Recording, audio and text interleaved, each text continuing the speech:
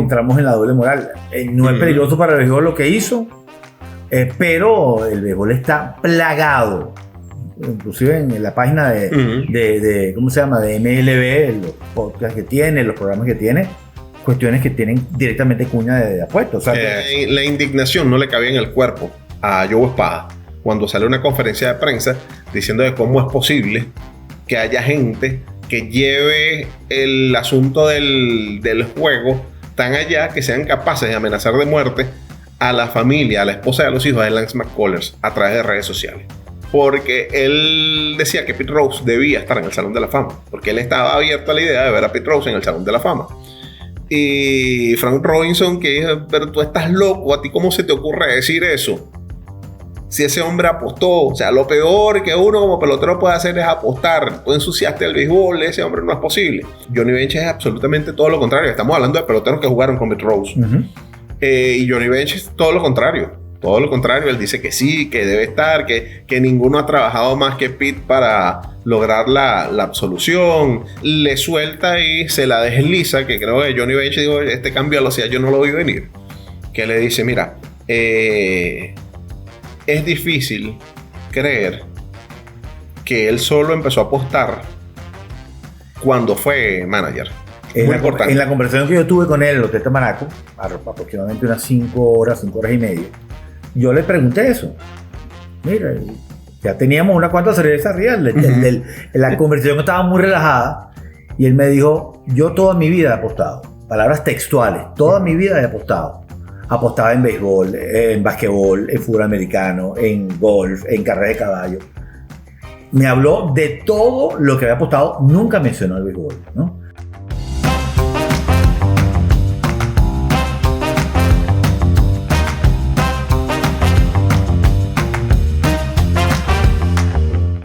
Bienvenidos nuevamente a una edición más de Línea Entre Dos con Aquiles Estrada y quien les habla, Tony Cruz.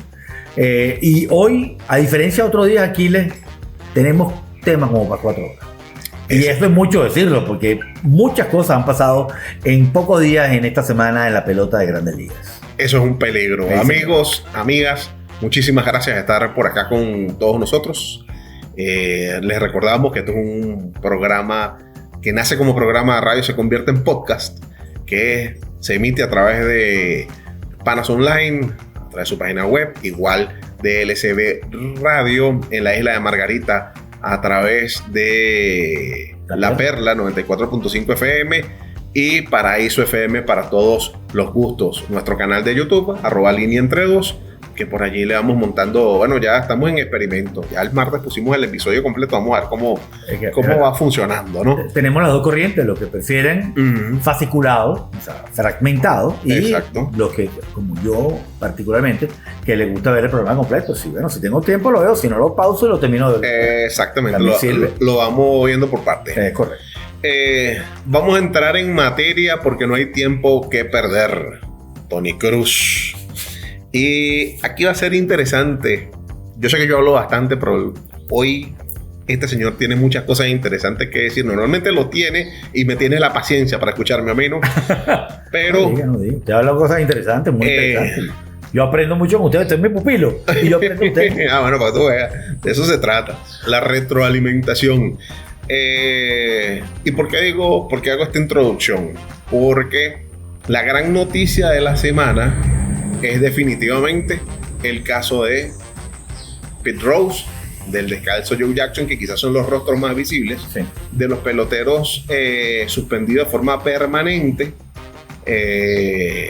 vetados, que ahora ya digamos que se hizo la especificación de que bueno, que ya no es permanente, sino que es de por vida, y como es de por vida, como ya están muertos, se murieron, ahora sí lo podemos escoger. Sí, exactamente. Con Joe Jackson nada más se tardaron como 74 años, ¿no? En considerarlo, pero nada más. Puedo empezar por ser el abogado del diablo. Ojo, que yo estoy en este caso, influenciado por Rose. Yo lo admito, fue mi pelotero que me moldeó desde niño, pelotero que yo admiré, con el cual aprendí a hacer casi todas las cosas del béisbol. Y después lo conocí, tuve el gusto de conocerlo personalmente, hablar un día alrededor de 4 o 5 horas con él, que eso marcó también mi vida, del cual también vamos a hablar, porque no todo el mundo tú tienes, o todo el tiempo tienes la oportunidad de conocer a tu héroe de tu niñez y de poder intercambiar opiniones y cuestiones de béisbol, hablar de pelota, que fue lo que hicimos ese día juntos. Entonces, mi opinión está subjetiva y no es tan objetiva en ese aspecto, porque repito, pero yo creo que, siendo el abogado del diablo, hay una cuestión política que no se puede prescindir. El hecho de que el presidente Trump haya dicho, bueno, es que hay que considerar las cosas, y que casualmente, posteriormente a ese llamamiento, el comisionado de béisbol, dice, tiene razón, no sé qué cosa. Eso a mí me creó, repito, cierta suspicacia. Y repito, hablando como el abogado del diablo, porque cuánto afectó a Rob Manfred el hecho de que la opinión del presidente vaya en una dirección tal vez distinta a lo que el béisbol no tenía acostumbrados en los últimos tantos años. Ok, vamos a empezar a desglosar esto, ¿no? Ajá. Y partiendo de esa premisa tuya, para explicarle a los compañeros que nos acompañan acá, hay algo llamado excepción en la ley antimonopolio, de la cual goza y disfruta Major League Baseball de hace muchos años, y le ha permitido convertirse en la industria que es hoy en día. Es verdad. Partiendo de allí, ¿no? Tú no puedes, y sobre todo un personaje tan volátil y controvertido como resulta el presidente de los Estados Unidos, no es como que muy recomendable para ellos. Habrán pensado, se lo habrán planteado, pero en definitiva no puedes decir que esto no pasó, que eso fue lo que movió o no. Probablemente está dentro de los factores. Mira, que si ha habido antes un proceso procurando la solución o digamos el perdón para Pete Rose, es verdad, y lo habían negado.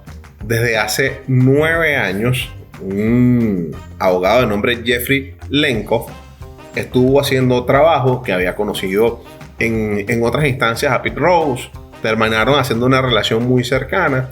De hecho, Pete Rose en su momento le pide que se uniese al grupo que estaba llevando su caso para... El grupo legal que estaba llevando el caso. Exactamente. Y cuando el hombre, palabras de él, vi una entrevista que le hacen en el Foul Territory, uno de los mejores podcasts que hay en inglés, tanto que compró emisiones la gente de MLB Network. Ahí estaba Eric Kratz y estaba Jay Pierzynski con otro periodista, o sea, con un periodista que es el que va como moderando, y le hacen la entrevista a este caballero donde habla de cómo fue el proceso, de cómo a él no le gustó el enfoque, porque decía... el enfoque del grupo legal. Exactamente. Pues decía, mira, el mismo enfoque también estaba permeado por la misma personalidad de Pete. Y no era un tipo de, bueno, si tú me estás atacando, yo voy de frente contra ti. Entonces, él, palabras más, palabras menos, plantea que en muchas ocasiones tuvo que decirle, mira, no sigas diciendo las cosas que dices, no sigas diciendo este tipo de cosas, de confrontativas, no te metas en problemas. Manfred no es tonto, es abogado y necesita encontrar algo de sinceridad y arrepentimiento en tus palabras. Total que bueno, fue un proceso que fue largo, de 9 años. Y hay una reunión en diciembre con Found, la hija de Pete Rose, que expresó todo lo que habían vivido, todo lo que habían cargado, lo significativo que sería para su familia, el hecho de que ya, bueno, así fuese póstumo, que por favor le permitieran a Rose levantarle ese veto, ¿no? Esto, digamos que por añadidura, salpica al descalzo Joe Jackson y a los Medias Negras, ¿no? Pero realmente el epicentro de toda esta situación es Pete Rose. No me gustó, me resultó desagradable esa expresión dentro de lo que emanó el comisionado del béisbol diciendo, bueno, ya no es peligroso para el béisbol. Pero es que, bueno, yo realmente no sé de qué se trata, ¿no? Entramos en la doble moral. No es peligroso para el béisbol lo que hizo. Pero el béisbol está plagado, inclusive en la página de ¿cómo se llama? De MLB, los podcasts que tiene, los programas que tiene, cuestiones que tienen directamente cuña de apuestas. O sea, ya no es peligroso, pero, pero hay gente que amenaza de muerte a peloteros porque tuvieron un juego de 4-0 o le hicieron no sé cuántas carreras. No nos vamos muy lejos. La semana pasada Lance McCullers, que salió, aquí en Venezuela decimos más caliente que plancha chino, para los que no son por acá, cuando la gente está muy molesta. Con la indignación no le cabía en el cuerpo a Joe Espada cuando sale una conferencia de prensa diciendo de cómo es posible que haya gente que lleve el asunto del juego tan allá que sean capaces de amenazar de muerte a la familia, a la esposa y a los hijos de Lance McCullers a través de redes sociales. Porque el hombre tuvo un mal desempeño en un juego. Caemos, me gusta que nos introduzcamos en esta parte, porque es un doble rasero, una doble moral. Totalmente. Porque sí, el pecado capital en el béisbol, después que ocurrió lo de los medias negras, es lo de las apuestas. Sí, ese es el primer mandamiento. No apostarás para los peloteros.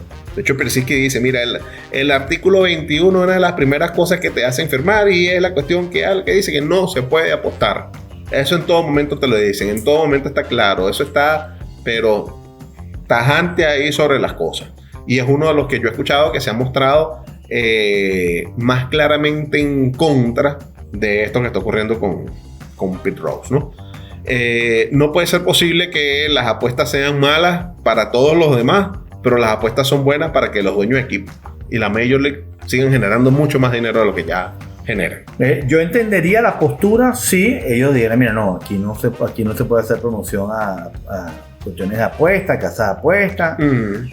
Y hubiera entendido durante mucho tiempo, pero eso no está pasando desde este momento. Eso tiene ya un coletazo. Hay varios años y ese proceso ha sido progresivo, ascendente. Es decir, cada vez más la apuesta está metida dentro de lo que son los deportes, no solamente en el béisbol. Y tú lo que exiges contra la ley antimonopolio, yo creo que era un muy buen mecanismo de presión. O sea, decir, mira, no vamos a tocarte la cláusula que te exime de la ley antimonopolio, pero tú deberías flexibilizar estas situaciones. Ojo, y repito, yo no soy totalmente objetivo porque yo soy fanático de Rose. Hasta el punto que no sé cómo tengo que hacer. Tengo que sacar otra vez mi pasaporte. Tengo que sacar otra vez mi visa americana, porque yo dije que cuando Pete Rose entrara en el Hall de la Fama, yo tenía que estar ahí sentado o parado en la grada, en la cuestión de atrás. Tengo años diciéndolo y la verdad que Manfred debió avisarme un poquito antes para decir, mira, me estoy preparando tus papeles porque la cosa se va a modificar. Fíjate con el caso de Rose, porque vuelvo, insisto, aquí por añadidura, por salpicón le cae el descalzo Joe Jackson, ¿no? Y ya hablaremos de Jackson, que también tiene matices interesantes, ¿no? La historia de Jackson es fascinante. Sí, señor. Inclusive los eventos recientes que tú me redactaste hoy, porque yo tenía la misma postura que hoy. Para mí, Shoeless Jackson era un santo. Pero es que una de las cosas más sabrosas de hacer este espacio para ustedes es un espacio para compartir la pasión que nosotros sentimos por el béisbol con ustedes. Eso es lo que nos permite estar aquí reunidos. Uno aprende, y yo aprendí en este proceso investigando, preparando esta emisión, aprendí porque habían cosas que yo consideraba que no son, y después me conseguí con eso. Fue bastante interesante, ya se lo vamos a puntualizar, pero quería mencionarle algunas cosas. Mira, Tim Kurkjian, un periodista de 45 años de trayectoria, que trabaja en estos momentos para ESPN, que ha sido 4 veces miembro del comité de veteranos, de elección para el comité de veteranos, ¿no? Contó que él llegó a hacer muy buena relación con Frank Robinson, que llegaron a hacerse amigos, y que Frank Robinson en una oportunidad lo agarró en una de esas reuniones, lo agarró y lo zarandeó aparte porque se molestó mucho con él, porque él decía que Pete Rose debía estar en el Salón de la Fama, porque él estaba abierto a la idea de ver a Pete Rose en el Salón de la Fama. Y Frank Robinson, que dijo, pero tú estás loco, ¿a ti cómo se te ocurre decir eso? Si ese hombre apostó, o sea, lo peor que uno como pelotero puede hacer es apostar, tú ensuciaste el béisbol, ese hombre no es posible. Esa es su postura. Pero entonces, en contraparte, me consigo también en una entrevista que le hace Dan Patrick de NBC Sports a Johnny Bench. Johnny Bench es absolutamente todo lo contrario. Estamos hablando de peloteros que jugaron con Pete Rose. Y Johnny Bench es todo lo contrario. Todo lo contrario. Él dice que sí, que debe estar, que ninguno ha trabajado más que Pete para lograr la absolución, que eso demuestra lo arrepentido que él estaba de lo que había hecho, que en eso hay matices, puntos suspensivos. Que decía que el tipo de verdad merecía estar en el Salón de la Fama, que no había que pocos ejemplificaban lo grande que alguien puede ser en el béisbol por la referencia que fue para muchos.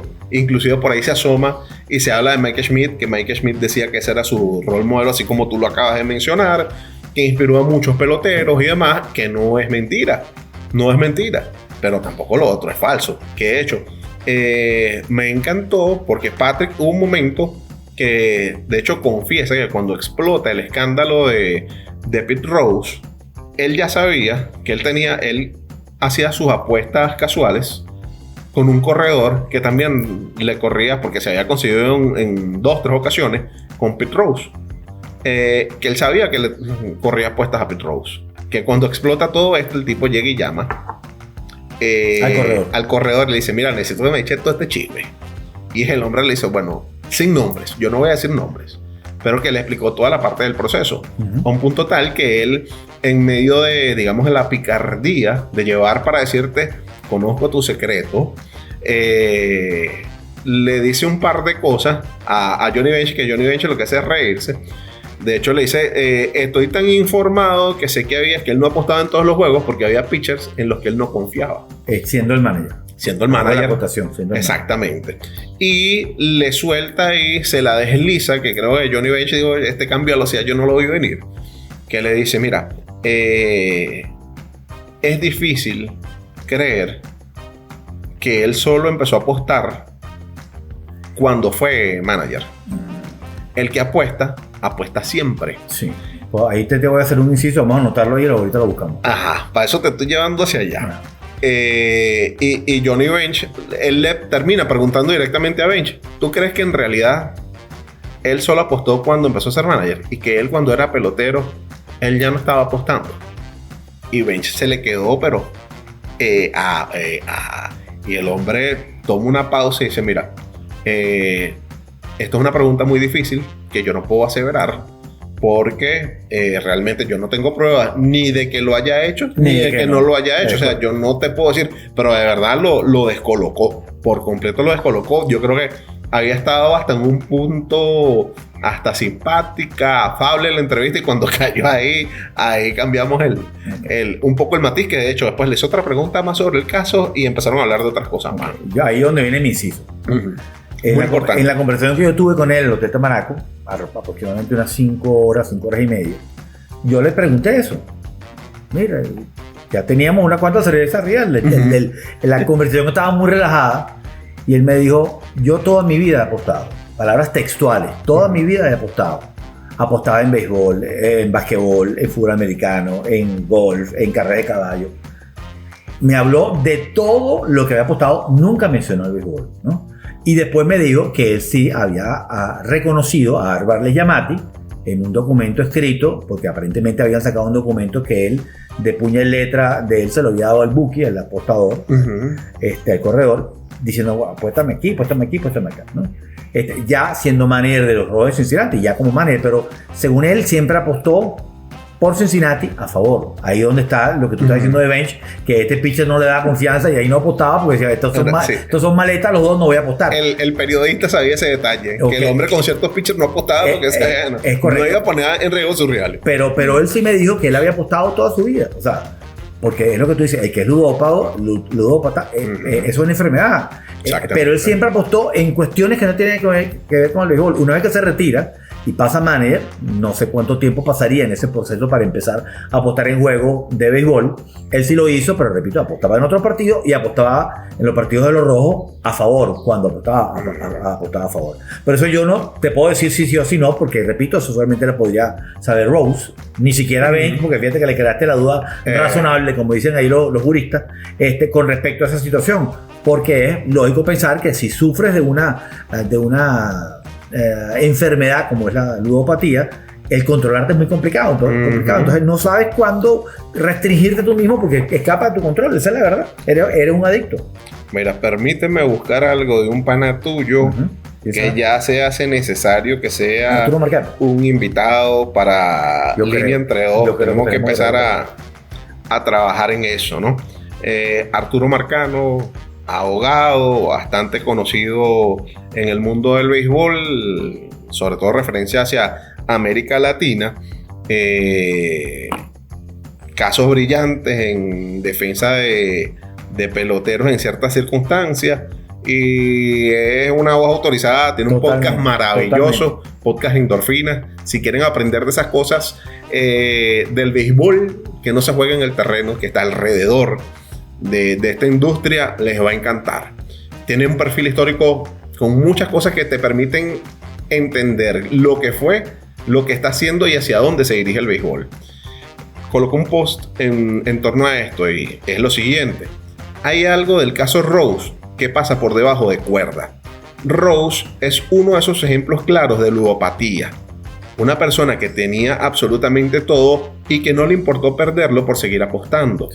Hoy en día, el bombardeo de promociones de apuestas deportivas creará muchos más ludópatas, que en algunos casos perderán todo su dinero y relaciones familiares por seguir apostando.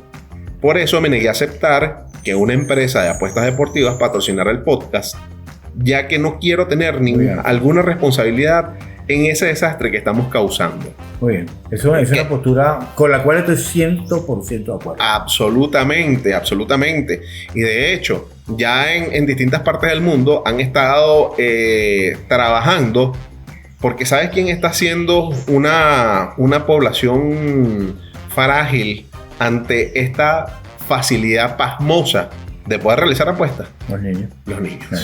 Los niños y los adolescentes. Lo ven como algo normal y se van a crear en un mundo donde apostar en absolutamente todo es normal. Entonces, por eso digo, y voy a traerme el caso de lo que pasó recientemente en Pittsburgh, que no es apuestas, es licor.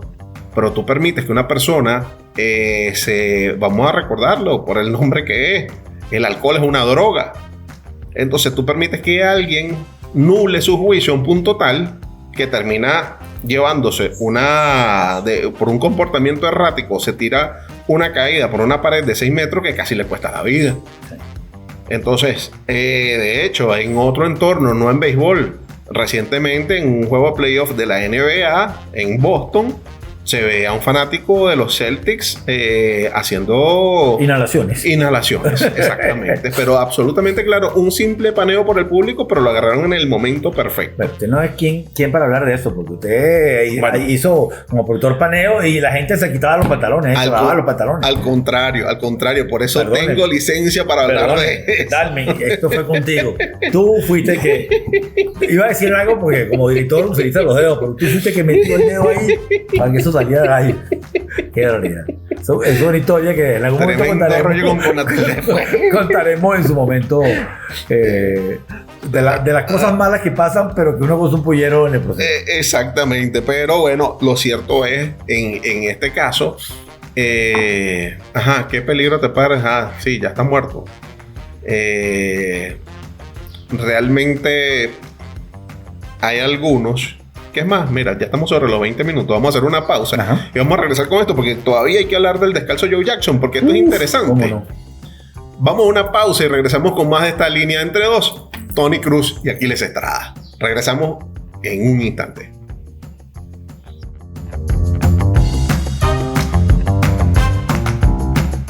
Continuamos con más de esta línea entre dos. Quedamos Aquí les queremos hablar de Shoeless Jackson, el descanso de Shoeless Jackson. La cosa. Y vamos a empezar esa narrativa después explicándola de dónde sale el nombre, muy interesante. Pero primero que nada, vamos a decirles que quieres vender productos digitales. Whiteway para ti, la plataforma todo en uno para vender cursos, retos, asesorías o eventos, productos digitales, incluso desde Venezuela. Crea tu página, recibe pagos en bolívares y empieza a ganar por lo que sabes hacer. Entra ya en whiteway.com y síguenos en Instagram como @whiteway. ¿De dónde sale el nombre? Yo estuve buscando, tú leíste algo de lo cual vamos a hablar, porque esta parte, te digo, nos podríamos hacer un programa casi que completo del descanso Jackson, al cual siempre admiré, he visto las películas, 8 hombres afuera, que es un libro con el mismo nombre. Y buscando historias sobre él, leí una nota, aquí también leyó un par de artículos muy interesantes, lo que había visto y conocido a lo largo de los años, complementándolo con eso. El por qué sale, él jugaba en una fábrica de algodón, el papá y la mamá trabajaban en la fábrica aparentemente, y él muy pequeño, era el mayor de sus hermanos, entre los 6 o 7 años de edad, empieza a trabajar en la fábrica y empieza a jugar béisbol en el equipo de la fábrica. El cambio era un fenómeno hasta el punto de que en algún momento de esos, entre los 11 y los 13 años, el dueño de la fábrica le da $2.65, que me imagino que era un montón de plata, para jugar partidos de pelota. O sea, juega un partido y le da $2.65, ¿verdad? Casi $3. El dueño, aparentemente encantado por lo que veía, porque era un muchachito que era mucho más pequeño que los demás. Primero que nada, la anécdota completa es que era lanzador. Y que el brazo era tan bueno, que un día le dio un bolazo a un muchacho y lo fracturó. Entonces los equipos contrarios dijeron que no, que si él pichaba ellos no jugaban. Entonces lo tuvieron que mudar a los jardines. Esa fue la primera historia de Shoeless Jackson, el descalzo Jackson, que no conocía, que originalmente era lanzador, pero por negación del equipo contrario lo sacaron de la lomita. Y la otra es que el dueño de la fábrica, viéndolo todo el talento que tenía, le regala unos zapatos. En esa época los zapatos eran como de cuero, muy, muy duro, y el muchacho jugando le salió una tremenda ampolla. Y en el medio del partido parece que la ampolla era insufrible, insuperable. Se quitó los zapatos y se fue al plato sin los zapatos. Pegó un batazo y metió triple. Cuando iba corriendo de segunda para tercera, uno de los que estaba en la radio, mira, ahí va Joe, el descalzo Joe, va descalzo, una cosa así. Y a partir de ese momento, de producto de haber jugado ese partido sin zapatos, producto de la ampolla, pues quedó como el descalzo Jackson. Exactamente. Yo me comí la finta. Ajá. Y honestamente lo que creía era que el hombre había sido arrastrado dentro, que el hombre había dejado buenos números en esa serie, pero que injustamente, se vio involucrado y aplicaron la de Houston por pecadores. Pero resulta ser que la historia no fue tan así. Tan exacta. Vamos a recordar, esa serie mundial enfrentaba a los Rojos de Cincinnati y a los Medias Blancas de Chicago, y era como decir hoy día que los Medias Blancas eran los Dodgers de Los Ángeles de ahora. Era el equipo favorito, venían de ser campeones, de hecho. Exactamente. Entonces hubo un personaje que se encargó de organizar todo, que se acerca a Joe Jackson y le ofrece $10,000, y Jackson le dice no. Pero después en una segunda ocasión se acercan y le ofrecen $20,000, que era el triple de lo que era el salario de un año para él, y el hombre aceptó. El hombre recibe $5,400, pero no recibió más. Ven los números, y de hecho puso un récord de hits en una serie. 12 hits, hasta el 64 fue récord en una serie mundial. Exactamente.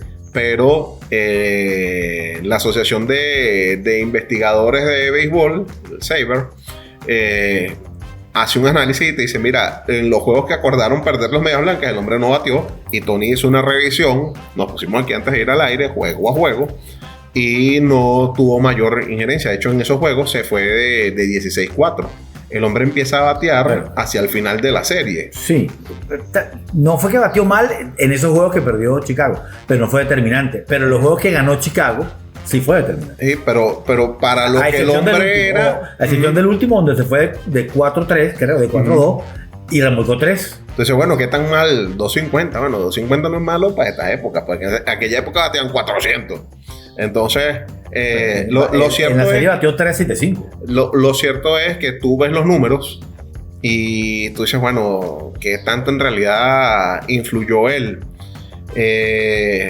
Tú me contabas algo sobre la defensa.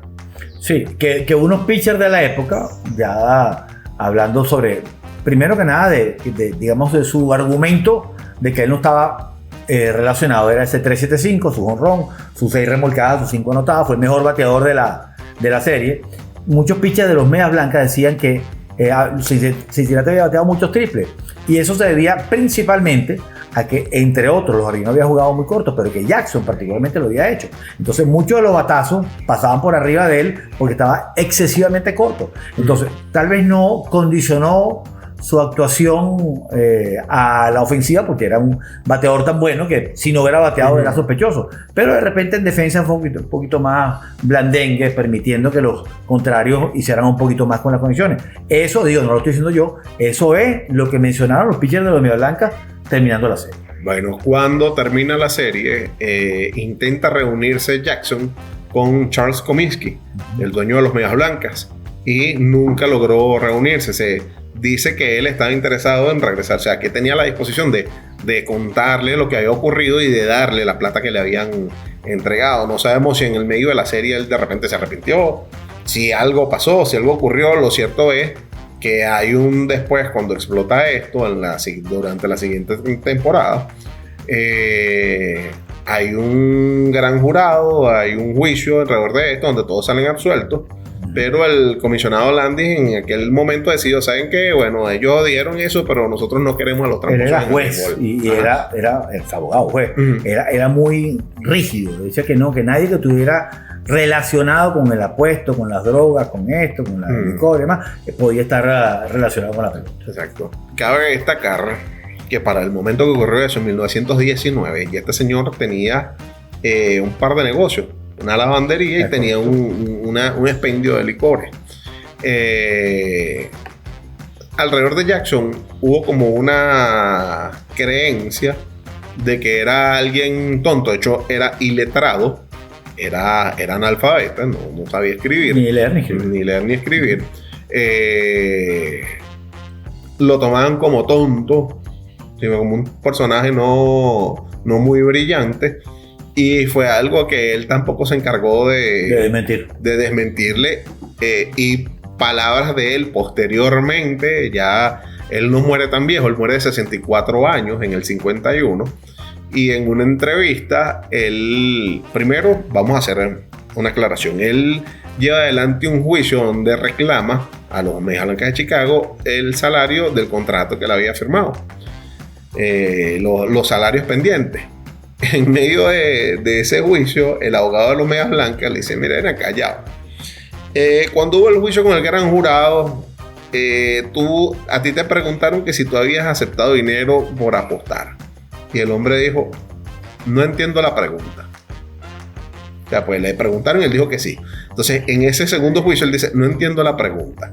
La pregunta es que a ti, en el juicio por el amaño de la serie, te preguntaron si tú habías aceptado dinero para que el equipo perdiera contra los Medias Blancas.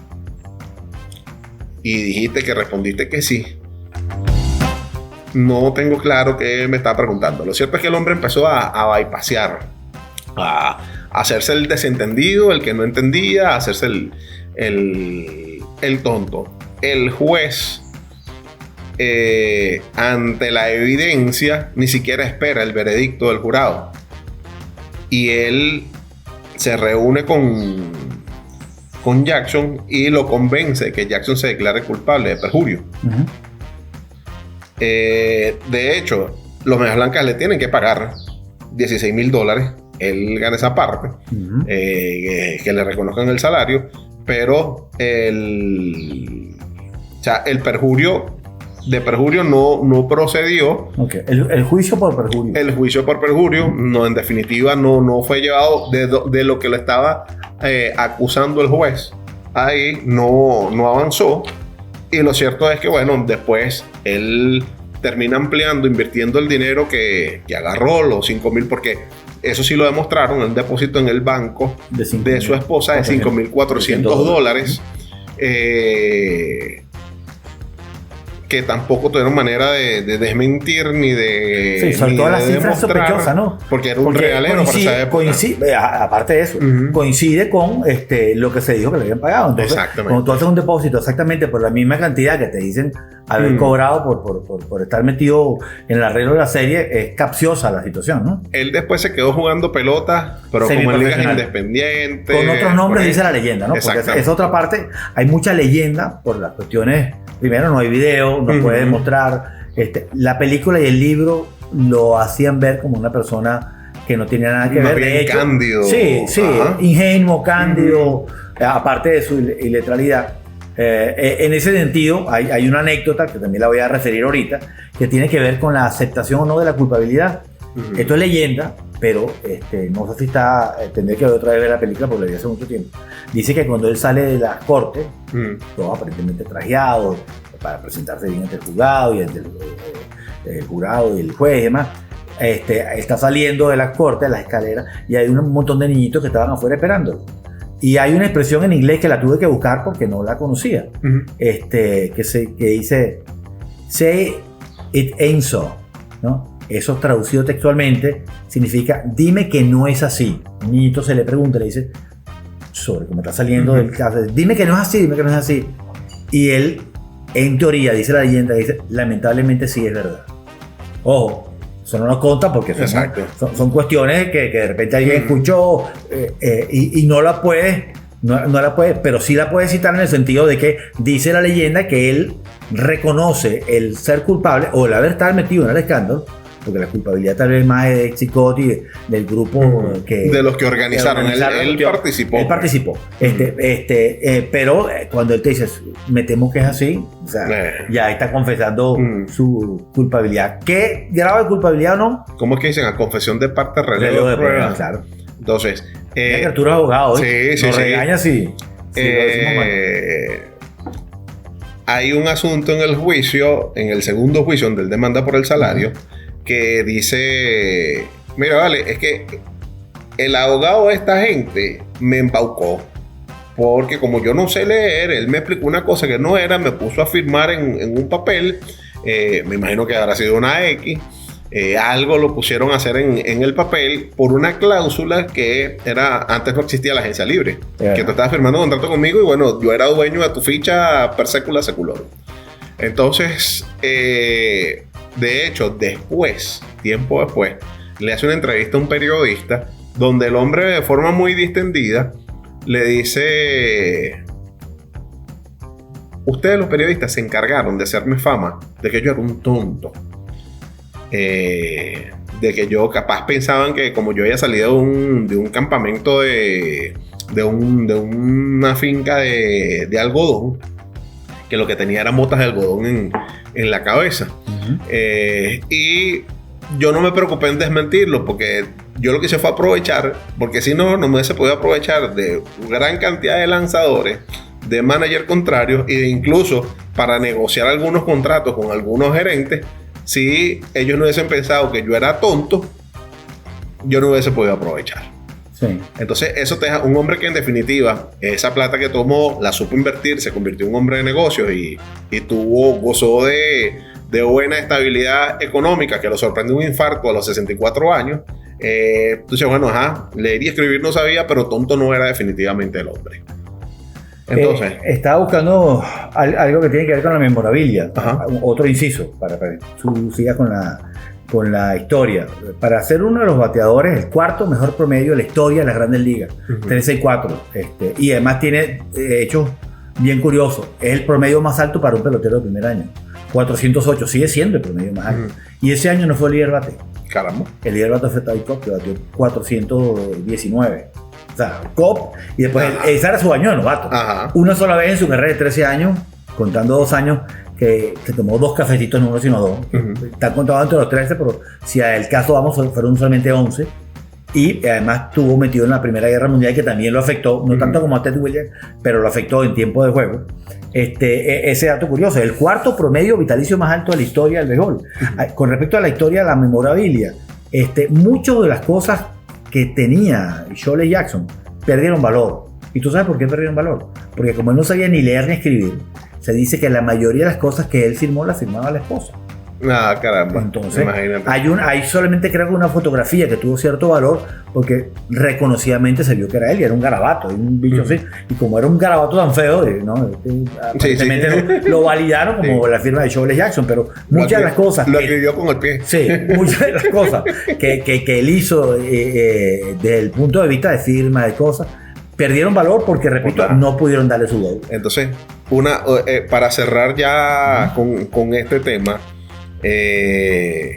Primero, que no porque estén disponibles quiere decir que ya de una van a entrar. Va a pasar un proceso y quedará de juicio de esa gente entre los peloteros de vieja guardia, entre periodistas, quienes juzguen, historiadores, quienes juzguen si realmente merecen. Son 16 personas y para poder acceder tienen que recibir 12 votos. Sí.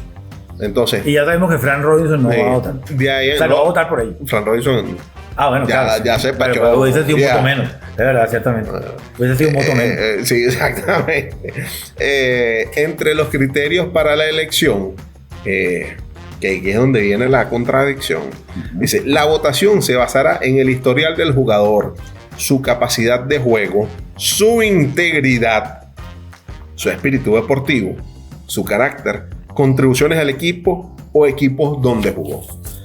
¿Dónde nos metemos en problemas aquí? Porque esto, sí, la palabra integridad, la bendita palabra integridad. A ver, ¿por qué existe el Museo del Holocausto? Para que no nos olvidemos de las cosas terribles que somos capaces de hacer los seres humanos. La historia no la puedes contar maquillada. En la historia del ser humano, como todos los seres humanos, tenemos virtudes, tenemos defectos. Hemos sido capaces de cosas maravillosas como hemos sido capaces de cosas atroces. Tú no puedes pretender que la historia nada más cuente lo bueno, lo bonito y lo que a ti te parece. Dependiendo de lo que es políticamente correcto para el momento, desde que tú interpretas y juzgas un proceso histórico. ¿Por qué? ¿Por qué digo esto? Porque no me crean a mí, lean, indaguen, de que hay gente que está en el Salón de la Fama que trabajó fuertemente para que no se rompiera la barrera racial. Hay gente en el Salón de la Fama que incluso tiene sospecha de haber pertenecido al Ku Klux Klan. Hay gente en el Salón de la Fama. Bueno, de hecho, uno de ellos, Ty Cobb, creo. Ty Cobb tiene una fama. Sí. O sea, que como persona íntegra no es precisamente ningún. Exactamente. Hay alcohólicos, hay drogadictos. O sea, hay una playa de características que no son precisamente virtuosas. Incluso en los lados más recientes no hace falta ser muy perspicaz. Pero incluso ya en el Salón de la Fama tenemos gente de la era de los esteroides que nunca se lo comprobaron. Pero solo falta vean un proceso histórico, vean fotografías, vean imágenes y vean el cambio físico. El cambio físico que ocurre en la persona, en la estructura física de una persona que consume esteroides o no. Entonces ahí ya ustedes verán. Evidentemente por la responsabilidad y porque uno no tiene pruebas a la mano, tú no puedes acusar a nadie, pero simplemente los invito a que revisen y vean. Yo te tengo dos chismecitos corticos, ¿no? Ya estamos cerca de los 40 minutos, pasados los 40 minutos. Primero, dice la historia con respecto a la tienda de licor. Ojo, te lo estoy refiriendo. Dice, sale una oportunidad Ty Cobb y entra a la tienda de licor en Graham Rice. No, eso lo escribe un reportero que se llama Grantland Rice, que tenía Shoeless Jackson. Y entra Ty Cobb a comprar licor, ¿no? Entonces, Ty Cobb como que se extraña de que el tipo no le dice nada. Entonces, textualmente, cito, dice, tú no me reconoces, Joe, le dice Ty Cobb a Shoeless Jackson, que estaba en la barra vendiendo. Y dice, y Jackson le responde, claro que sí, Ty. Lo que no sabía era que si tú querías que yo supiera quién eras tú. O sea, porque la fama de los dos era tan mala en ese momento que él le decía, no, yo no sé si tú quieres que yo sepa quién eres tú. Entonces, mucha gente no. O sea, mucha gente no quiere que yo lo reconozca. No sé nada. Ese es el primer chismecito. Me gustó también tanto. Hay un museo de Shirley Jackson en, creo que es Greenville. Greenville, sí. Curiosamente, en la calle del museo se llama la calle 356. 356 fue el promedio vitalicio de Shirley Jackson en las Grandes Ligas. Pero eso no solamente termina ahí. El hombre que hizo el museo, Richard C. Davis, en algún momento trabajaba por una compañía que se llamaba Trademark Properties, contrató como capataz a un ejemplo a seguir. ¿Sabes quién fue el capataz? ¿Quién será? Josh Hamilton. ¿Sabes qué? Estamos buscando un museo de Shirley Jackson. El tipo vendía licor. Vamos a llevar a Josh Hamilton para pero a Josh Hamilton, Josh Hamilton, el de ahora, ¿vale? El que le peleó la triple corona a Miguel Cabrera. ¿Qué te puedo decir? Vaya, qué sorpresa. Fíjate, ese chisme no te lo sabía, no me enteré yo esta mañana. Esta mañana veía leyendo cosas sobre Shirley Jackson. Bueno, lo cierto es que Tony Cruz, ¿cómo nos comemos esto? En definitiva, yo sí creo que el museo del béisbol tiene que mostrar lo bueno y lo malo. Sí, claro.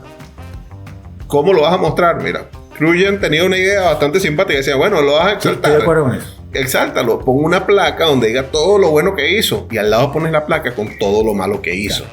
Claro. O las razones por las cuales lo marginaron durante mucho tiempo, explicativamente, para el que lea lo positivo y lo negativo. No vas a tapar el sol con un dedo. Es correcto. Pete Rose existió y Pete Rose tuvo una influencia tremenda en el béisbol.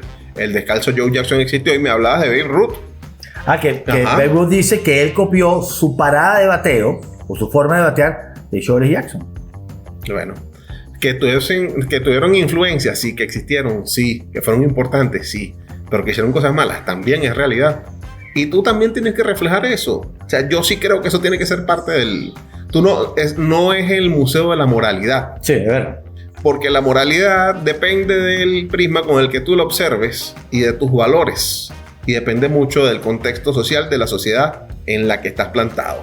Porque hubo un momento donde que se vieran como menos a los negros estuvo aceptado y lo vieron como positivo y como bueno. Cuestión que ahorita nos parece inadmisible considerarlo. ¿Tú te imaginas el béisbol sin gente de color? No, o imagínate. sin extranjeros en grandes ligas? O sea, latinos, japoneses, exactamente, mexicanos, o sea, todos los que están ahorita cuestionados por su permanencia o no en los Estados Unidos. Sí. ¿Qué te puedo decir? Pero bueno, no a la doble moral. Eso es lo que me fastidia de todo esto.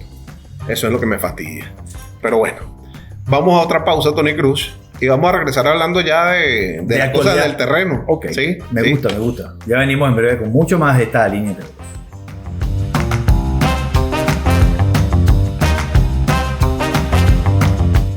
De vuelta con todos ustedes en esta línea entre dos. Tony Cruz y quien les habla, Aquiles Estrada. Ahora es momento de meternos en la actualidad de esta campaña de las Grandes Ligas. Pero antes de eso, permítanme contarles sobre algo. ¿Quieres vender productos digitales? Waibo es para ti. La plataforma todo en uno para vender cursos, retos, asesorías, eventos o productos digitales, incluso desde Venezuela. Crea tu página, recibe pagos en bolívares y empieza a ganar por lo que sabes hacer. Entra ya en waibo.com y síguenos en Instagram como @waibo. Ya va, primero y principal. Pensé que ibas a hacer así. No, yo no soy Jake Burger. ¿Ah? Yo no soy Jake Burger. Hermano. Su santidad Jake Burger te está usurpando el... Oye, bueno. Pero ya ven acá, es que yo me he portado muy bien. Ya en la primera parte de la... me va a disparar. La primera parte del programa. Mira, tardó 47 minutos en desenfundar. Para que tú veas lo que me molesta la situación. Te has contenido. Sí, la falsa moral de... Mira. Ajá. Será importante, mira. Cuando uno acusa, que es lo que se hace a veces con algunos, cuando uno acusa, 2 dedos van para allá, 3 dedos van para acá. Por eso hay que revisarse primero uno. eso en torno de la doble moral que está haciéndose. Desde hace rato está rondando las grandes ligas.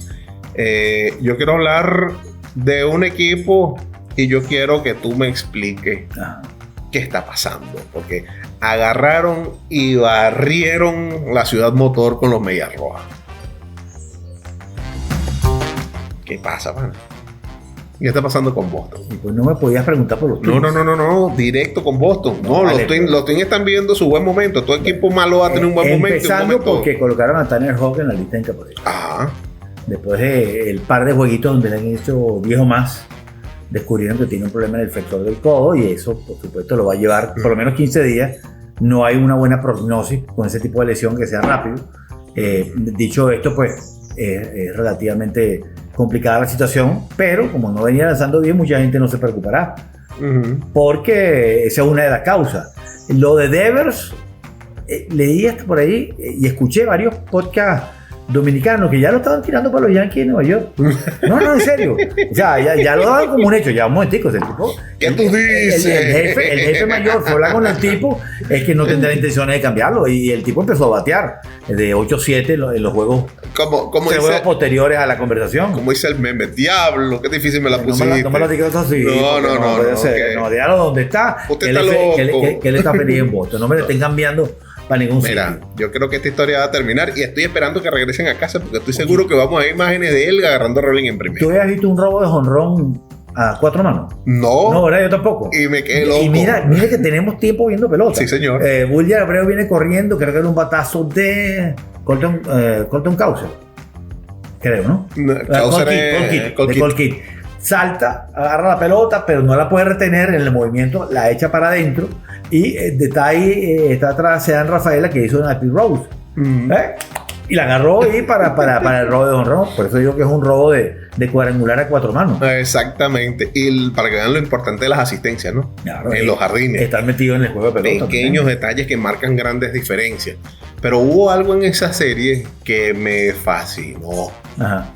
De verdad. Lo que pasó entre Tarik Skubal y Alex Bregman. Sí, todo simpático. Primer turno, primer picheo, línea entre center left. Segundo turno, primer picheo, jonrón por el left field. En el intermedio, antes de llegar al tercer turno, sé que Skubal empieza a gritarle cosas de la cueva. Como que bueno, vale, ya ha pasado una, vale. pero esto en buena lid no estaba. Te voy a dar un contexto que no lo sabía, lo vi ayer. Ajá. En el programa de MLB Central, creo que Mare Rosa, que por cierto me parece que el trabajo que está haciendo es muy bueno. Sí. Hablaba de Tarik Skubal, entre otros, también habló de DeGrom y de el otro lanzador de los Astros de Houston, Hunter Brown. De eso vamos a hablar más tarde. Sí, es correcto. Y hablaba de que la última vez que se habían visto la cara Skubal y Bregman, aparentemente le estaba aguantando los primeros picheos y que Skubal en los primeros picheos de la cuenta apela mucho más a la recta para ponerse tal vez delante de la cuenta y después empezar a mezclar la slider, la cuatro costura y demás, ¿no? Entonces por eso que le decía, deja pasar un picheo, porque como sabiendo que la última vez que se habían visto la cara dejó pasar los picheos bateables, el primer lanzamiento que vio por ahí le hizo swing y lo conectó bien. Bueno, y en el tercer turno de hecho le hace caso y le da pasar el primer picheo. Segundo picheo, línea center right. Total que se le estaba viendo, bueno, un saludo como una pelota de playa, se la estaba viendo el hombre, pero estaban muertos de la risa. A fin de cuentas es un juego. Pero dice el saludo por pelota de playa, por Juan García. No tengo una que con eso, lo cierto es que me gusta ver este tipo de situaciones. A mí no me gusta ver los jugadores de posición lanzando, pero no puedo decir que no fue simpático lo que pasó anoche. Vamos a recordar que esto lo estamos grabando viernes 16 de mayo. Simpático porque salió bien librado de la cosa, ¿no? 12:38, mediodía. Johnny Pereda le está dando una felpa a los Dodgers a los Atléticos. Los Dodgers le hicieron 13 carreras en 2 innings a los Atléticos. Sí, nada más. Bueno, Pereda estaba en el turno poniéndola a ola. Normal, como un jugador de posición está lanzando. Total que bueno, ponen 2 strikes a Ohtani. En una de esas el hombre llegó sin hacer mucho aspaviento. Bueno, balazo de catcher en definitiva. Si a Finky lanza 98 y para adentro, y el hombre terminó ponchando a Otani. Sí, Otani lo se botó así con la como recta que, alta. como, bueno, vale, ¿y esto qué pasó, vale? Que de hecho él se queda así como bromeando y hace como un gesto así como que, ajá, te sorprendí, ¿no? Que a Otani en cualquier momento lo vamos a ver, yo insisto, lo vamos a ver comiendo mofongo, lo vamos a ver comiendo mangú, lo vamos a ver comiendo arepa y tequeño. Lo han latinizado. Sí, definitivamente. A Hyo-Seung Kim lo tiene, pero Kim cada vez que lo ve le hace reverencia. Y, oh, Michael. En estos días en una serie, Otani estaba en segunda, Kim estaba en tercera, y Otani le hace señas así como, vete pues. Y le hace, corre. Y Otani muerto de la risa y el muchachito risa y risa. Que tuvo, esa fue la serie con Arizona. ¿Cómo se entendían? Geraldo Perdomo y Hyo-Seung Kim, no me preguntes, pero los tipos están muertos de la risa. Entre lo que machucaran uno, el inglés y el español, el coreano y el inglés. Bueno, ahí lograron entenderse, estaban muertos de la risa. A mí estas cosas sí me... ¿Sí te agrada? Sí me agradan. A mí Sí. me agradó fue el partido de ayer entre Hunter Brown. O sea, para los amantes del béisbol, eso es casi que una postemporada en temporada regular. Porque el juego fue... pero espectacular. Lo que lanzaron los dos, porque los dos estuvieron muy bien. Inclusive, si me apuras mucho, me gustó más como lanzó Hunter Brown. Se dio un 3 nada más, 2 se lo dio Borger y el otro se lo dio a Dolly, un doblete. Porque DeGrom receptó 5 hits, pero le dieron 4 o 5 conexiones muy sólidas. Pero la defensa juega, papá. Evan Carter le agarró una entre el center right field. Dolly García. A Dolly García le quitó 3 batazos contundentes, 2 tirándose hacia un lado y hacia adelante, y una línea por arriba de la cabeza. Y eso forma parte del juego, la defensa, porque DeGrom está de vuelta. Si teníamos algunas dudas, yo creo que sí. Cuando quiere te lanza 98. Te voy a decir algo. Escúchenme bien esta perla. Desde que se empezó a registrar los lanzamientos de los pitchers en 1988, este es el único juego donde se han presentado estas condiciones. Que los dos lanzadores trabajen por lo menos 8 episodios. Es correcto. Que no permitieran más de una carrera. Que poncharan a más de 7 bateadores. Y que realizaran menos de 100 picheos.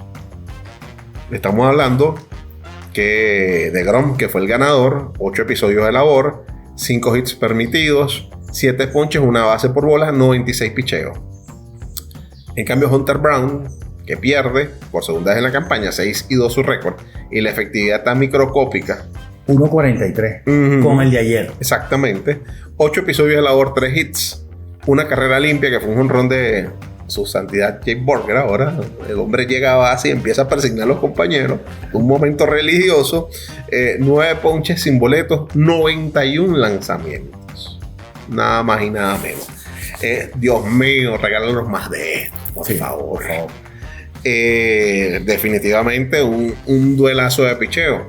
Y de picheo te quiero seguir hablando, Tony Cruz. Cuénteme. Primero, que se conoció la noticia de que nada más y nada menos que Paul Skeens va a estar en el Clásico Mundial de Béisbol lanzando para Estados Unidos. Se lo están tomando en serio los gringos, se lo están tomando en serio. Y me sorprendió mucho, de verdad, el hecho de que han empezado a deslizar la idea de la posibilidad de cambio de los Piratas de Pittsburgh, que pueden contemplar la idea y que equipos pueden estar interesados en por lo menos preguntar por la disponibilidad de Paul Skeens, en el entendido de que abiertamente ya se sabe, si ya apenas vamos a la primera campaña completa y el hombre está frustrado, que no van a lograr un pacto. Eso no lo ha hecho Pittsburgh, por lo menos en el tiempo donde Bob Nutting ha tenido el control del equipo como propietario principal. El contrato más grande fue el que le dieron hace como 10 años a Ivan Nova, de 3 años y $39 millones. No va a haber dinero para Skeens. De hecho, estuve viendo a Trevor May, que también tiene un podcast fabuloso. Es triste para los Piratas. Te sale un pelotero así cada 100 años, 50 años, y ya estás pensando en su primera temporada completa en salir de él. Para los fanáticos, imagínate. Bueno, totalmente. es que a Notting que también lo atacan. El hombre es heredero de una fortuna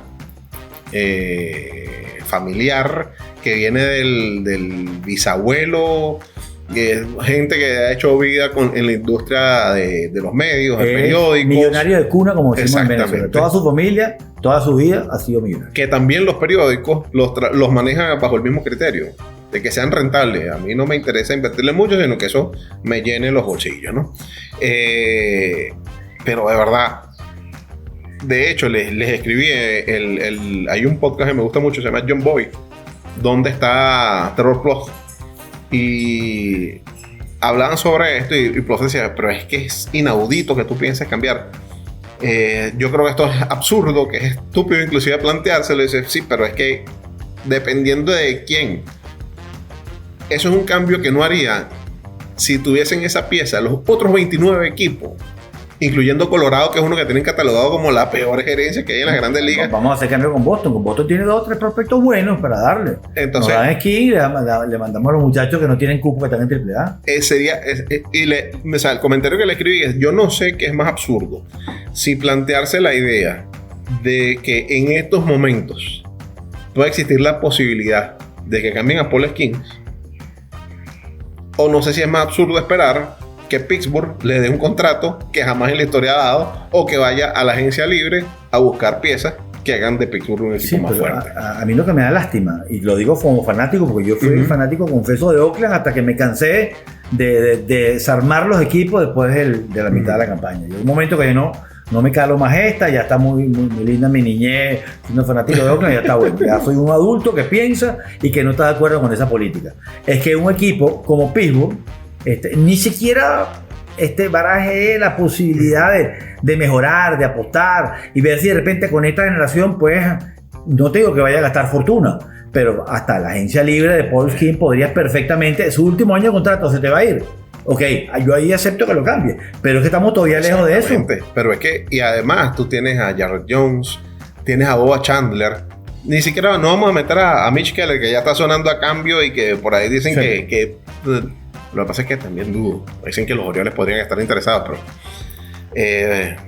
yo sigo insistiendo, tengo la ficha puesta. Más temprano que tarde vamos a estar hablando del despido de Brandon Hyde. Le está haciendo daño a Luis Borges. Definitivamente. Lo cierto es que parece una locura. Parece algo impensable, pero si el río suena es porque piedras trae. Algo está ocurriendo alrededor de esto. Y voy a aprovechar en este bloque para hablarte de algo. Y ya en el próximo hablamos de un equipo que está metido en una buena dinámica. Pero quería plantear esto, justamente a propósito de Skeens. Ben Joyce, ese pitcher de los angelinos que se ha hecho famoso por lanzar rectas a 105 millas y demás, que es un espectáculo por la potencia en la que lanza. El hombre resulta que en su quinta aparición de la temporada, el hombre se lastima, le hacen un chequeo y resulta que tiene que perder el resto de la temporada porque tienen que operarlo del hombro que ya en septiembre del año pasado le había presentado problemas y terminó con su temporada de forma temprana.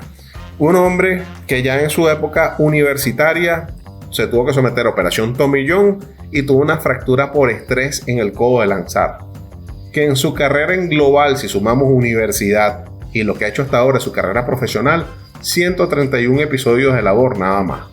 Entonces yo me pregunto, ¿de qué sirve lanzar a 105? ¿De qué sirve? La métrica y el espectáculo de la velocidad y demás. Pero si no es efectivo, ¿de qué sirve? Si estás haciendo un daño a tu organismo, porque la acción que realiza un pitcher no es una acción natural para el cuerpo del ser humano. Estás poniendo en estrés tu extremidad. Entonces, ¿realmente vale la pena? Hemos visto el formato de un Paul Skeens, que también puede lanzar 100, 101, 102 millas, que decide quitarle, pero emplear un repertorio muy bien enriquecido, muy efectivo, y priorizas la calidad por la potencia. para poder ir incluso más largo en los juegos, para pensar en llevar una carrera más longeva que te permita ir adelante, o simplemente jugar para impactar un radar y que la gente se sorprenda por la potencia que tú puedes lanzar, pero realmente no estás logrando nada en el juego. Sí, yo creo que está siendo muy inteligente y está buscando que su carrera no termine como la de Strasbourg, que es un caso, fragilidad, mucha potencia, pero Strasbourg, después que superó, que intentó siendo el mismo.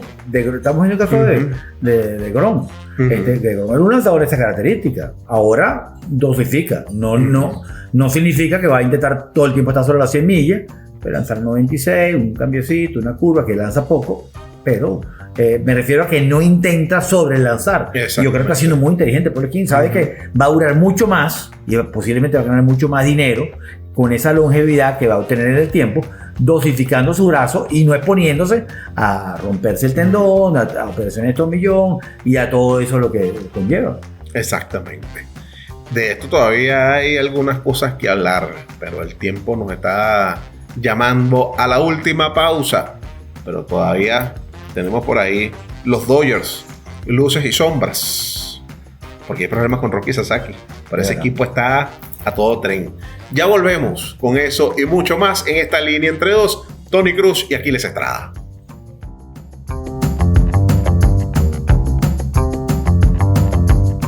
Número mágico, ¿sabes cuál es?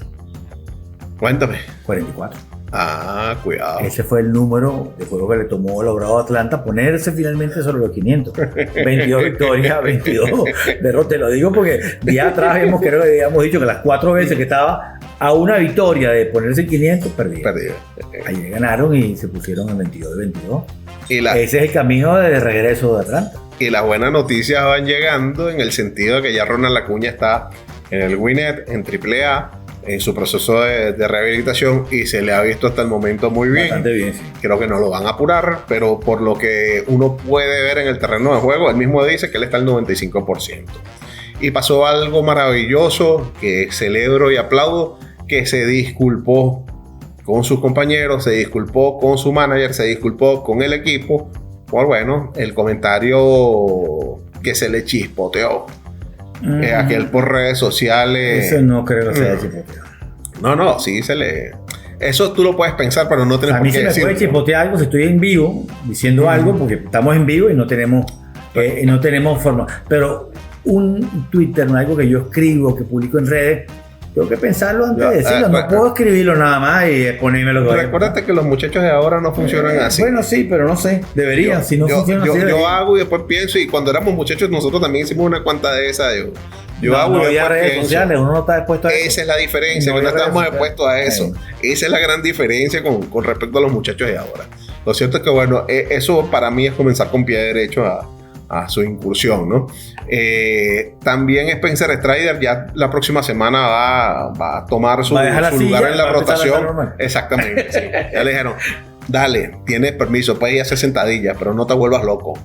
Quería hablar de los Mellizos de Minnesota. Los Mellizos de Minnesota tienen 11 victorias, racha de 11 victorias, encendidos.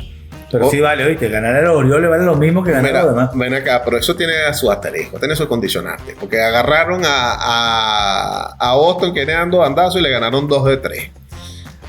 Le aplicaron afuera y en casa, le aplicaron la misma dosis a los Orioles de Baltimore, le ganaron 6 en esta racha de 11 y también le ganaron a los Gigantes de San Francisco. No, eso igual tienen que jugar pelota, están jugando muy buena pelota. No, y tuvieron un juego donde Baltimore lo batió, que ellos vinieron de atrás. Sí, señor. O sea, el juego fue victoria y fue contra Baltimore, pero peleadito. Sí, vale, pero es que no, tú vas a una piñata y es que se le dará que le diste palo a la piñata. Bueno, pero no sé, pero a Baltimore con ese que contentarme con recoger los caramelos. No puedo recoger los caramelos con una cara. No, hay que restarle mérito. Lo que sí es que ayer hubo una situación escalofriante. Porque en el tercer inning, da un fly cortico a Cedric Mullins. Muy corto para el jardinero central y muy lejano para el shortstop. Y va a correr en la procura de la pelota y viene embalado Byron Buxton. Correa llegó un momento, tuvo que haber escuchado, tuvo que haber gritado, algo tuvo que haber dicho. Buxton, por la forma como él se frena y se queda como esperando un impacto, pero Buxton parecía un tren bala y siguió de largo y termina embistiendo, no agarra la pelota y termina embistiendo a Carlos Correa. Entonces, bueno, terminaron los dos, tiraron el piso. Bueno, el niño que es llorón y la mamá que lo pellizca, los dos que son blanditos, y bueno, se tiran ese choque. Evidentemente salieron del juego. Esperemos que esto no tenga mayores connotaciones para un equipo que está jugando tan buena pelota en estos momentos, que pese a la buena pelota que están jugando, apenas son cuartos en su división. Pero si tú lo pones en la división estarían en el oeste, estarían peleando la punta con los Marineros de Seattle. Sí, bueno. En esas circunstancias estamos, ¿no? Eso es alegría tísico. Exactamente. Dicen por ahí, el refrán popular dice, mal de mucho remedio de tonto. O sea, tú juegas en esta división y estás cuarto en este momento. Sí. 24 y 20. Si tú me preguntas honestamente, yo creo que eso no se va a sostener. El problema, siguen sin estarle produciendo las tres piezas principales de este equipo. En el caso de Buxton, de Correa, y ahora que se dieron ese trancazo hay que ver cómo quedan. Royce Lewis, que también es otro de la lista de los blanditos. Entonces, bueno, ellos pareciera que son hechos de masa polvorosa. Polvorosa es una galleta que es arenosa, muy sabrosa, pero es arenosa. O sea, tú la tocas y si la aprietas muy duro, la polvorosa se empieza a desmoronar. Te iba a hablar entrando en el tema de las lesiones. El hospital de los Dodgers tiene un nuevo inquilino. Acaba de ser, bueno, esta semana fue ingresado a la lista de incapacitados Roki Sasaki con problemas en su hombro derecho. Ya estaba sospechoso, creo que lo vimos aquí, que no parecía ser el mismo lanzador que habíamos visto en clásicos mundiales y en otros videos por ahí. Y bueno, al final la cosa fue cierta porque problemas en el brazo. Exactamente, resulta que es la misma lesión que lo aquejó el año pasado en su última temporada en la liga japonesa, que lo limitó a solo 111 episodios. Dicen que no es tan severo y me llamó mucho la atención, primero porque él se cayó. O sea, se quedó callado. Ya ¿no? tenía, no se cayó, exacto. O sea, sino que él ya, las últimas dos presentaciones, él tenía la molestia y él lo ocultó. Él describe que no es un dolor en sí, sino es una sensación de que su hombro no debería moverse como se mueve. Que él, de hecho, digo yo de la cuenta bancaria. De hecho, mueve distinto como debería moverse, pero bueno, hermano. De hecho,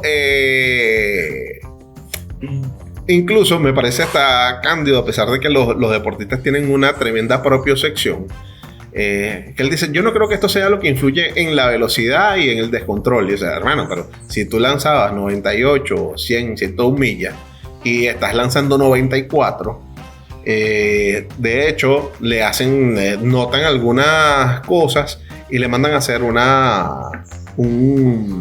resonancia, y es donde advierten que hay cosas que no están bien, y es donde él les confiesa que mira, si yo había tenido incomodidad en las últimas salidas, en las últimas dos salidas. ¿Tú te acuerdas cuando lo firmaron? Mi primer planteamiento era cuestionar la salud de ese caballero. O sea, yo no lo veo tan alto, no, o sea, bueno, es un tipo alto sí es, pero no lo ves tan físicamente capaz de llevar el esfuerzo, y sus años en Japón fueron de pocas entradas lanzadas. Sí, lo administraban muy bien, lo llevan algo característico. Eso era por alguna razón. Algo característico de los japoneses, pero es que toda su carrera han tenido sus inconvenientes, ¿no? De lesión. De hecho, Dave Roberts sí dice, seguramente por esta incomodidad, él empezó en un patrón de compensar, que fue lo que fue restándole la velocidad y el comando. O sea, si tú no puedes hacer el movimiento como es como cuando uno le duele un pie y entonces empiezas a no querer. Si tú alteras el movimiento, el resultado no va a ser el mismo. Por alguna razón. Ni vas a tener la misma potencia, ni vas a tener la misma puntería, la misma capacidad. Lo cierto es que dijeron, mira, nosotros no lo vamos a apurar, lo vamos a llevar con calma, y hasta que él no esté completamente recuperado, que él esté fuerte y sano, no va a volver a lanzar para nosotros. O sea, esto no tiene un tiempo estimado. Será como responda su cuerpo. Fue lo que dijo Dave Roberts. Lo cierto es que, bueno, para suerte de ellos, vamos a mencionar que ya para este fin de semana va a estar debutando Clayton Kershaw.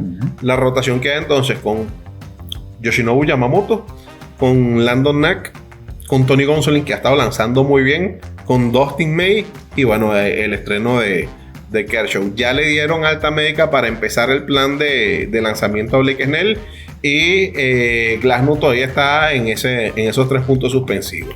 Si hacemos una lista de los pitchers que tienen lesionados en estos momentos los Dodgers de Los Ángeles, hay que incluir eso nos hace más largo este segmento. Sí, mi hermano. Blake Treinen, a Emmett Sheehan, Michael Kopech, a Tyler Glasnow, que ya lo acabamos de mencionar, a Brusdar Graterol, a Shohei Ohtani, que hay que contarlo como pitcher, a Kyle Hort, a River Ryan, a Edgardo Enríquez, Ivan Phillips, Gavin Stone y Michael Groove. Nada más y nada menos. 12.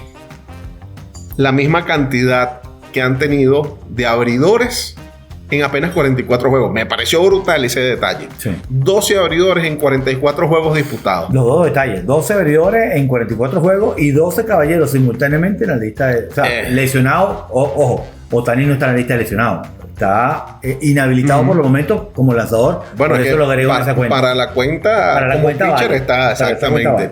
Como lanzador sí está. Entre otras cosas, hay que hablar de un movimiento que no fue tan popular, que fue la colocación en waivers de Austin Barnes, para abrirle espacio a un prospectazo de la receptoría que ellos tienen, que se llama Dalton Rushing, que ya se estrenó de hecho ayer. Ayer batió de 4-2, debutando.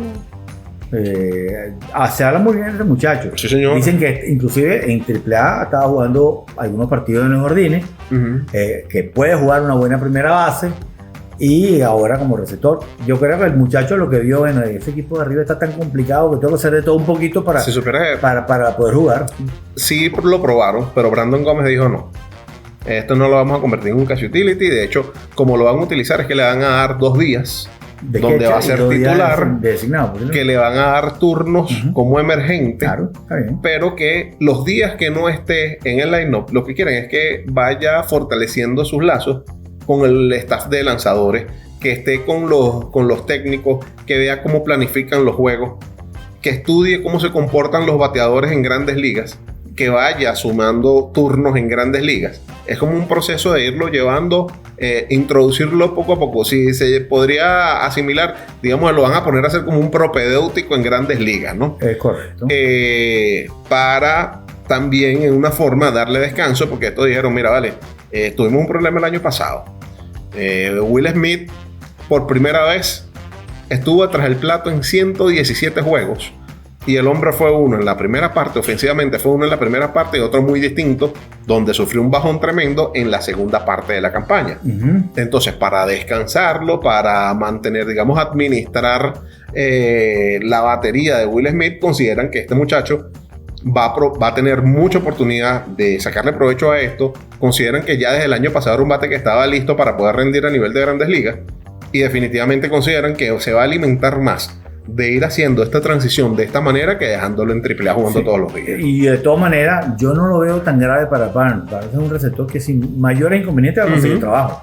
Defensivamente es muy bueno, tiene mucho oficio como bateador, y manera que yo creo que el tiempo fuera de los Dodgers va a ser poco, porque alguien lo va a firmar, alguien le va a dar un cupito ahí para jugar. Y de hecho, uno de los que se quedó fue Kershaw, diciendo, bueno, yo entiendo el movimiento, entiendo la naturaleza, no es nada contra Dalton, pero Austin ha hecho muchas cosas buenas para nosotros, ganó con nosotros, tuvo muchos buenos batazos en momentos importantes, en juegos de postemporada, y para los que ya tenemos rato aquí es difícil verlo partir, pero bueno, el tiempo nos alcanza a todos. Sí, antes de terminar, porque estamos alrededor de la hora 17, casi hora 20.